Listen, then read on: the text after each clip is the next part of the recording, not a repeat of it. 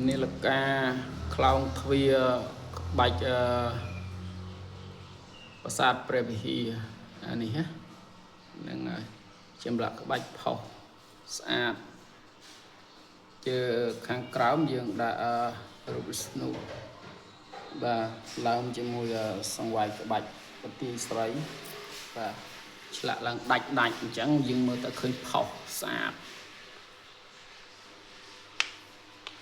ណា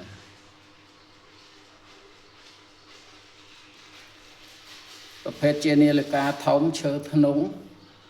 កម្ពស់2 ម៉ែត្រពីទឹក